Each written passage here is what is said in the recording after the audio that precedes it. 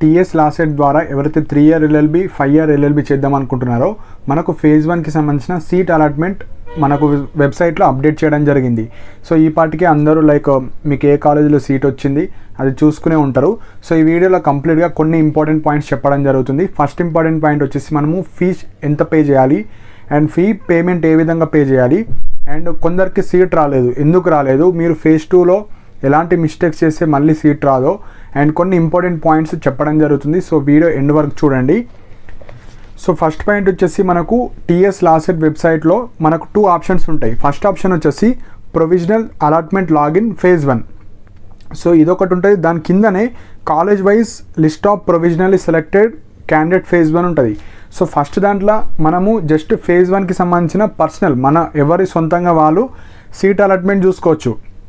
అది క్లిక్ చేసిన తర్వాత మీ యొక్క hall ticket number, rank card, అది ర్యాంక్ ఎంటర్ చేసిన తర్వాత పాస్వర్డ్ అడుగుతుంది. పాస్వర్డ్ తర్వాత మీకు ఎక్కడైతే సీట్ వచ్చిందో అది మొత్తం డీటెయిల్గా PDF మనం చూసుకోవచ్చు. దాని కిందది మనకు college wise list of provisionally selected candidate phase 1. దాని యూజ్ ఏంటంటే సో అసలు మన తెలంగాణలో ఉన్న అన్ని లా కాలేజెస్లో కట్ ఆఫ్స్ ఏ విధంగా ఉన్నాయి. సో మీ ఇప్పుడు ఎగ్జాంపుల్ ఉస్మానియా యూనివర్సిటీ ఉంది, తెలంగాణ యూనివర్సిటీ ఉంది. ఆ కాలేజ్లో ప్రతి క్యాస్ట్కి ఏ విధంగా కట్ ఆఫ్స్ ఉన్నాయి, స్టార్టింగ్ ర్యాంక్ ఏ విధంగా ఉంది, ఫైనల్ ర్యాంక్ ఏ విధంగా ఉంది. సో ఎవరికైతే సీట్ రాలేదో మీరు ఒకసారి అవన్నీ చూడండి, అసలు ఎంత కాంపిటీషన్ ఉంది, నాకు ఎందుకు సీట్ రాలేదు, నా ర్యాంక్ ఎంత ఉంది, సో నెక్స్ట్ ఫేజ్లో నాకు రావచ్చా. సో ఇలా మీరు అనాలిసిస్ చేసుకోవాలి. ఒకటే కాదు, తెలంగాణలో ఉన్న అన్ని లా కాలేజెస్లో మీకు ప్రతి లా కాలేజ్లో ఎంత కట్ ఆఫ్ ఉందో చూసుకోవచ్చు.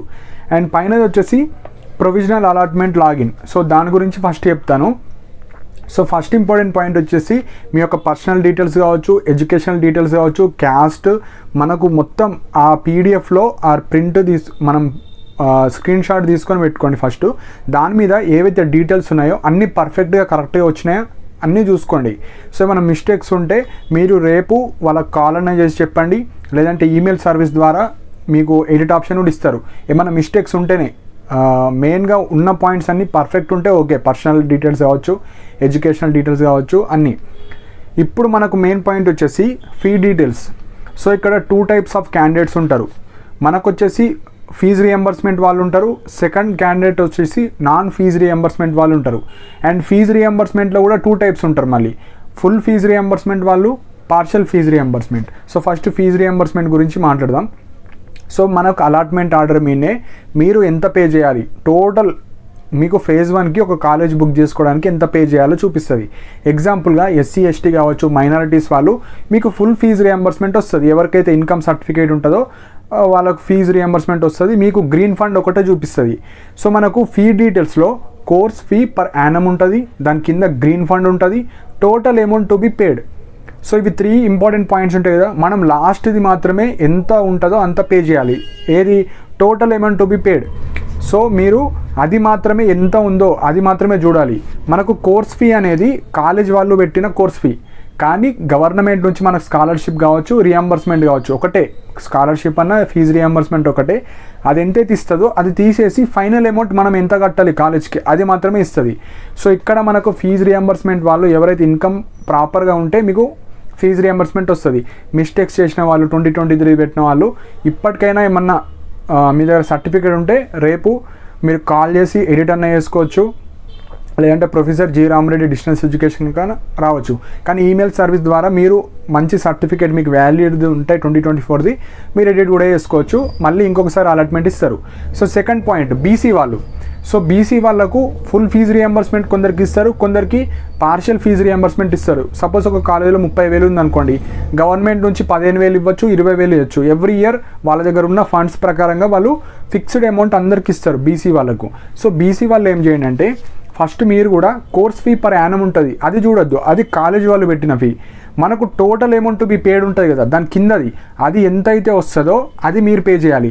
ఎప్పుడైనా ఒకటి గుర్తుపెట్టుకోండి, ఎవరికైతే పక్కా ఫీజు రియంబర్స్మెంట్ వస్తుంది అనుకున్న వాళ్ళు కోర్స్ ఫీ అండ్ కింద అమౌంట్ సేమ్ వస్తే మీదేమైనా మిస్టేక్ అయినట్టు.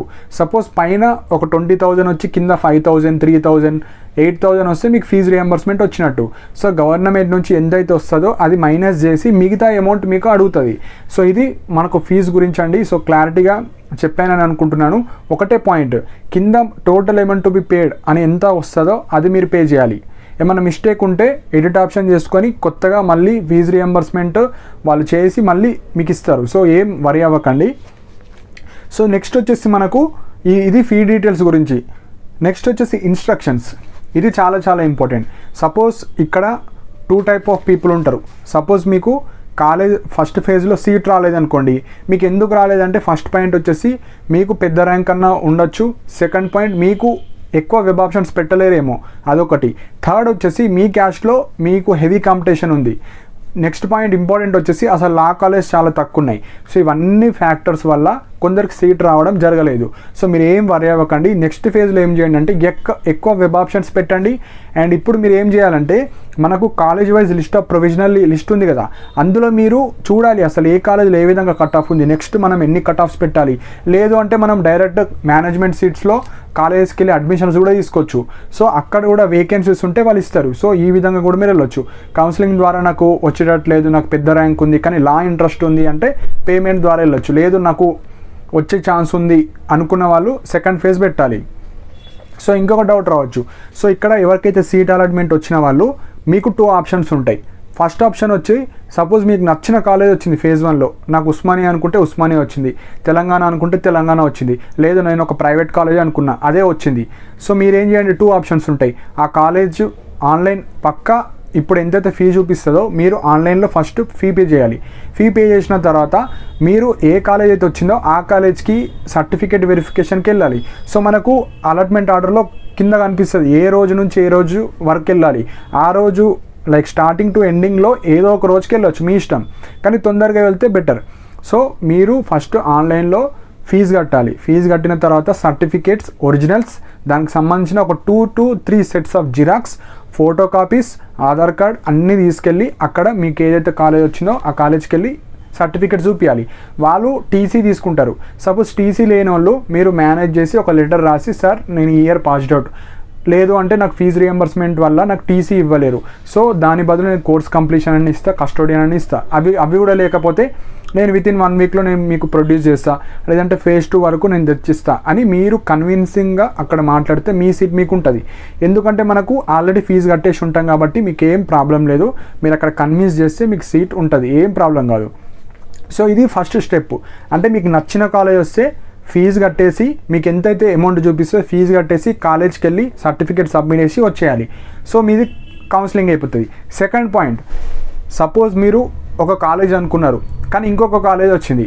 సో దీన్ని హోల్డ్లో పెట్టుకోవాలి. ఈ సీట్ని హోల్డ్లో పెట్టుకోవాలంటే మీరు కూడా ఏం చేయాలంటే ఈ సీట్ని ఫస్ట్ కాలేజ్లో ఎంత ఫీజు చూపిస్తుందో అంత పే చేయాలి. పే చేసిన తర్వాత కాలేజ్కి వెళ్ళి సర్టిఫికేట్ సబ్మిట్ చేస్తారు, కాలేజ్లో జాయిన్ అవుతారు. సెకండ్ ఫేజ్ మనకు ఒక 15 days కావచ్చు, ఒక 20 days, ఒక 10 days ఎప్పుడన్నా ఉండొచ్చు. సో అప్పుడు మీరు వెబ్ ఆప్షన్స్ పెట్టుకోవచ్చు. సపోజ్ మీరు ఒక 10 కాలేజెస్ పెట్టారు కానీ మీ ర్యాంక్కి ఒక 5th కాలేజ్ వచ్చింది. తర్వాత మీరు ఏం చేస్తారు, ఈ టాప్ 4లో వస్తే ఆ కాలేజ్కి వెళ్దాం అనుకుంటారు కదా, మీరేం చేయాలి నెక్స్ట్ వెబ్ ఆప్షన్స్లో ఈ 5th కాలేజ్ కాకుండా పైన 4 కాలేజెస్ మాత్రమే పెట్టాలి. సపోజ్ మీ ర్యాంక్కి ఎక్కువ కాంపిటీషన్ లేదు, ఎక్కువ వేకెన్సీస్ ఉన్నాయి ఏదో ఒక కాలేజీలో, అప్పుడు మీకు ఆ 4 కాలేజెస్లో ఏదో ఒక కాలేజ్ వస్తుంది, ఈ కాలేజ్ పోతుంది మళ్ళీ. సో ఇంకోసారి క్లారిటీగా చెప్తున్నాను. సపోజ్ ఒక క్యాండిడేట్ ఉస్మానియా యూనివర్సిటీ పెట్టిండు, కాకతీయ యూనివర్సిటీ పెట్టిండు, తెలంగాణ యూనివర్సిటీ పెట్టిండు. సపోజ్ అతని ర్యాంక్ అతను ఏమనుకున్నాడు, నాకు ఉస్మానియా వస్తే బాగుంటుందని అనుకున్నాడు, కానీ ఫస్ట్ ఫేజ్లో అతనికి తెలంగాణ యూనివర్సిటీ వచ్చింది. సో అతను ఏం చేస్తాడు, నేను ఫస్ట్ ఉస్మానియా అనుకున్నా, ఉస్మానియా రాకపోతే కాకతీయ వస్తే చేస్తా అనుకున్నా, కాకతీయ రాకపోతే తెలంగాణ. సపోజ్ అతనికి తెలంగాణ వచ్చింది, ఫస్ట్ మీ దగ్గర ఉన్న ఆప్షన్ ఏంది, తెలంగాణను బుక్ చేసుకోవాలి. ఫస్ట్ బుక్ అంటే పేమెంట్ ఆన్లైన్లో డెబిట్ కార్డ్ ద్వారా మనీ ఎంత చూపిస్తే అంత పే చేసి ఆ కాలేజ్కి వెళ్ళి సర్టిఫికేట్స్ ఇచ్చేస్తే మీ కాలేజ్లో జాయిన్ అయిపోతుంది. సెకండ్ ఫేజ్లో ఏం చేయాలంటే మనకు ఉస్మానియా అనుకున్నా, ఉస్మానియా రాకుండా కాకతీయ. సో నేనేం చేస్తా, 2 ఆప్షన్లు పెడతా, Kakatiya Osmania first option, second Kakatiya. ఇప్పుడు మనకు ఆల్రెడీ తెలంగాణలో వచ్చింది. సో మళ్ళీ కింద వెబ్ ఆప్షన్స్ ప్రైవేట్ కాలేజెస్లు కానీ అవేం పెట్టద్దు. సో అవి 2 పెట్టాలి. నెక్స్ట్ వెబ్ కౌన్సిలింగ్లో సపోజ్ ఆ 2 యూనివర్సిటీలో మన క్యాస్ట్లో వేకెన్సీస్ ఉంటే వస్తుంది, వేకెన్సీస్ లేకపోతే ఈ కాలేజే ఉంటుంది. సపోజ్ మీకు కాకతీయ వచ్చింది అనుకోండి, సపోజ్ అక్కడ వేకెన్సీ ఉంటే ఈ తెలంగాణ యూనివర్సిటీ వెళ్ళిపోతుంది, వేరే వాళ్ళకి వెళ్తుంది. అంటే ఇక్కడ మీరు అర్థం చేసుకోవాల్సింది, మీరు 10 వెబ్ ఆప్షన్స్ పెడితే 10 పెట్టండి, 20 పెట్టండి. సపోజ్ మీకు ఫేజ్ 1లో ఒక కాలేజ్ వస్తే దానికన్నా మంచి కాలేజ్ మాత్రమే ఫేజ్ 2లో పెట్టాలి. సో ఫేజ్ 2 పర్పస్ ఏంటంటే మీకు వచ్చిన కాలేజ్ కన్నా మంచి కాలేజ్ పెట్టాలి. అందులో వేకెన్సీస్ ఉంటే ఫేజ్ 1లో వచ్చిన కాలేజ్ వేరే వాళ్ళకి వెళ్ళిపోయి మీకు మంచి కాలేజ్ ఇవ్వడం జరుగుతుంది. సో మళ్ళీ ఈ కాలేజ్ ఉంటుందా, మళ్ళీ ఆ కాలేజ్ వస్తే అట్లా కాదు. మీనింగ్ ఫేజ్ 2 మీనింగ్ ఏంటంటే మీకు సపోజ్ 10 కాలేజీలు పెడితే 8th కాలేజ్ వస్తే టాప్ 7 కాలేజ్ మీరు ఫేజ్ 2లో పెట్టాలి. అందులో వేకెన్సీ ఉంటే మీకు టాప్ 6th, 5th, 4th ఏదైనా రావచ్చు మీ ర్యాంక్ ప్రకారంగా. మళ్ళీ ఫేజ్ 1లో వచ్చింది వేరే వాళ్ళకి వెళ్ళిపోతుంది. సపోజ్ మనం పెట్టిన వెబ్ ఆప్షన్స్లో ఆ కాలేజ్లో వేకెన్సీస్ లేకపోతే మీకు ఈ కాలేజ్ ఉంటుంది. సో క్లారిటీగా చెప్పాననే అనుకుంటున్నాను. సో ఈ విధంగా మీరు బుక్ చేసుకోవాలి. సో ఇంకొక డౌట్ రావచ్చు, నేను ఇప్పుడు నాకు ఒక కాలేజ్ వచ్చింది, నేను అసలు అందులో జాయిన్ గాను, సెకండ్ ఫేజ్లో పెడతా అంటే అది చాలా పెద్ద బ్లండర్ మిస్టేక్ అండి. ఎందుకంటే లా కాలేజ్ చాలా తక్కువ ఉన్నాయి, సీట్స్ కూడా తక్కువ ఉన్నాయి. మీరు ఇప్పుడు బుక్ చేసుకోకుంటే దీనికన్నా నార్మల్ కాలేజ్ రావడానికి అవకాశాలు ఎక్కువ ఉంటాయి. సో ఫేజ్ 1లోనే మీకు మంచి కాలేజ్ రాలేదంటే ఫేజ్ 2లో ఈ కాలేజ్ కాకుండా మీరు జస్ట్ ఫేజ్ 2లో వెబ్ ఆప్షన్స్ పెడితే అసలు దానికన్నా వరస్ట్ కాలేజ్ రావడానికి వస్తాయి మనకు. సో ఎవరైతే పక్కా లా చేద్దాం అనుకున్న వాళ్ళు ఫస్ట్ ఏ కాలేజ్ అయినా రాని ఆ కాలేజ్ బుక్ చేసుకోవాలి. సెకండ్ ఫేజ్లో దానికన్నా మంచి కాలేజ్ పెట్టాలి. చేంజ్ అయితే మంచి కాలేజ్ వస్తుంది, లేదంటే అదే కాలేజ్ వస్తుంది. లేదు అంటే మనము ప్రైవేట్లో ఏదో ఒక కాలేజ్కి వెళ్ళి డైరెక్ట్ అడ్మిషన్స్ కూడా తీసుకోవచ్చు, అది కూడా అక్కడ వేకెన్సీస్ ఉంటాయి. సో ఇది మనకు కౌన్సిలింగ్ ప్రాసెస్. సో నెక్స్ట్ వచ్చేసి ఇన్స్ట్రక్షన్స్. సో ఆల్రెడీ చెప్పాను, మీ సర్టిఫికేట్స్ మీరు ఆన్లైన్లో ఏవైతే ప్రొడ్యూస్ చేస్తారో ఆ సర్టిఫికేట్స్ అన్నీ మీరు stipulated time as per schedule మనకు 2nd to 6th ఉంది నిన్న ప్రకారం. సో ఎవరైతే డౌన్లోడ్ చేసుకున్నారో ఈరోజు మీకు కింద ఇన్స్ట్రక్షన్స్లో ఏ రోజు నుంచి ఏ రోజు వెళ్ళాలి. యాక్చువల్గా ఈరోజు 2nd కాబట్టి మనకు వ్యాలిడ్లో రాదు.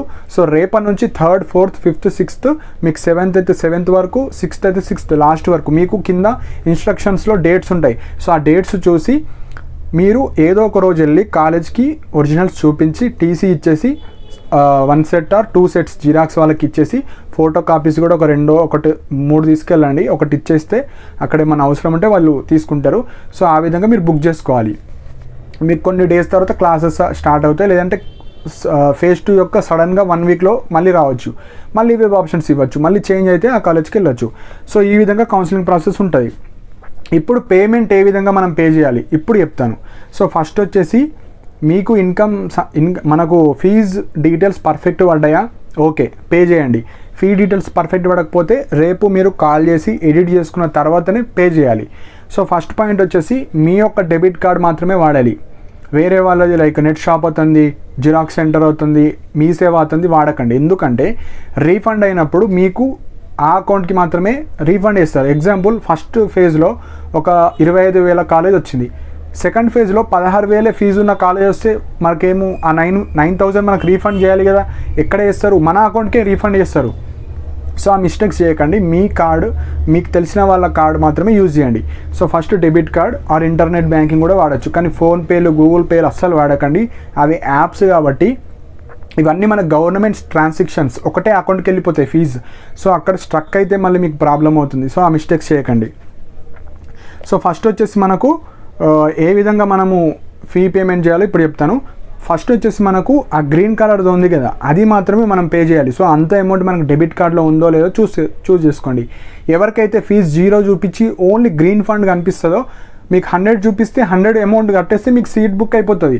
సో ఫైనల్ అమౌంట్ ఎంత ఉందో అది మాత్రమే కట్టాలి. సో ఫస్ట్ పే ఫీ అని క్లిక్ చేయండి. పే ఫీ క్లిక్ చేసిన తర్వాత మనకు ఒక విండో ఓపెన్ అవుతుంది. ఆ విండోలో మనకు like debit card, internet banking అని కనిపిస్తుంది. సో డెబిట్ కార్డ్ ఉన్న వాళ్ళు డెబిట్ కార్డ్ క్లిక్ చేయండి, ఇంటర్నెట్ బ్యాంకింగ్ ఉన్న వాళ్ళు ఇంటర్నెట్ క్లిక్ చేయండి. సో డెబిట్ కార్డ్ క్లిక్ చేసిన తర్వాత card details, card number, card date of like expiry ఎప్పుడైతుంది, సివివి అవన్నీ ఎంటర్ చేసిన తర్వాత ఓటీపీ అడుగుతుంది. సో ఆ కార్డ్ ఎవరిదో వాళ్ళకి ఓటీపీ వస్తుంది. అది ఎంతైతే మనకు ఫీ స్ట్రక్చర్ ఉందో అంత కట్ చేసుకుంటుంది. కట్ చేసుకున్న తర్వాత మనకు ఫీ రిసిప్ట్ వస్తుంది. అంటే మనం ఫేజ్ 1కి సంబంధించిన ఫీ ఎంత కట్టాలి దానికి సంబంధించిన రిసిప్ట్ వస్తుంది. అది కూడా ప్రింట్ తీపించుకోవాలి. సో అది ప్రింటు మనకు ఫేజ్ 1కి సంబంధించిన అలాట్మెంట్ ఆర్డర్.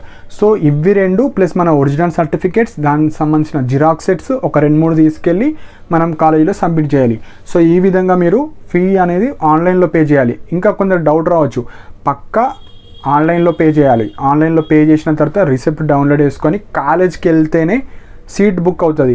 నేను ఆన్లైన్లో పే చేసి నేను కాలేజ్కి వెళ్ళాలంటే బుక్ కాదు, పక్కా మీరు కాలేజ్కి వెళ్ళాలి. ఆన్లైన్లో పే చేసిన తర్వాత. సో మనకు ఏవైతే స్టిపులేటెడ్ టైం ఇచ్చారో ఆ టైంలోపే వెళ్ళాలి. మళ్ళీ కౌన్సిలింగ్ డేట్ తర్వాత వెళ్తే ఇవ్వరండి.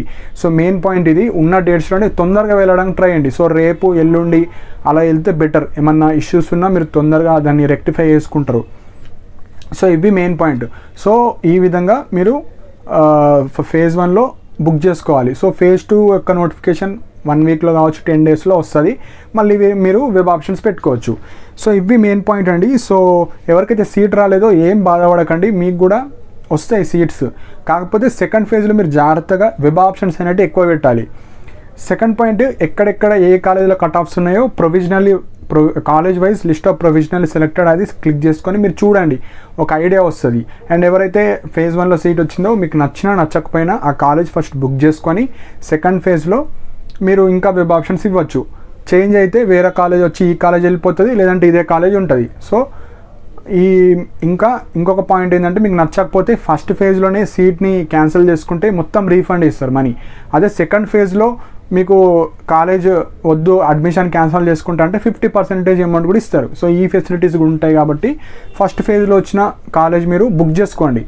సో అన్ని ఇంపార్టెంట్ పాయింట్స్ నేను కవర్ చేశాను అని అనుకుంటున్నాను. సో ఇంకా మన డౌట్స్ ఉంటే కింద కమెంట్ సెక్షన్లో మెన్షన్ చేయండి. సో ఇంకొక వీడియో చేస్తాను, లైక్ సర్టిఫికేట్స్ గురించి కావచ్చు, ఇంకా మీరు పెట్టే కమెంట్ సెక్షన్లో అన్నీ చూసి ఇంకొక వీడియో చేయడం జరుగుతుంది. అండ్ ఫాస్ట్ అప్డేట్స్ కోసం నా టెలిగ్రామ్ ఛానల్లో జాయిన్ అవ్వండి. సో ఏమన్నా షెడ్యూల్స్ రీషెడ్యూల్ అయినా, ఏమైనా ఇన్స్ట్రక్షన్స్ మనకు వెబ్సైట్లు ఇచ్చిన వీడియో రూపంలో కన్నా మనం మెసేజెస్ ద్వారా ఫాస్ట్గా మెసేజెస్ మనకు టెలిగ్రామ్ ఛానల్లో పోస్ట్ చేయడం జరుగుతుంది. సో ఇంట్రెస్ట్ ఉన్న వాళ్ళు జాయిన్ అవ్వండి. లైక్ టెలిగ్రామ్ ఛానల్కి సంబంధించిన లింక్ నా యూట్యూబ్ కమెంట్ సెక్షన్లో మెన్షన్ చేశాను. అండ్ ఇలాంటి అప్డేట్స్ కోసం నా ఛానల్ని సబ్స్క్రైబ్ చేసుకోండి. And thank you for watching my video.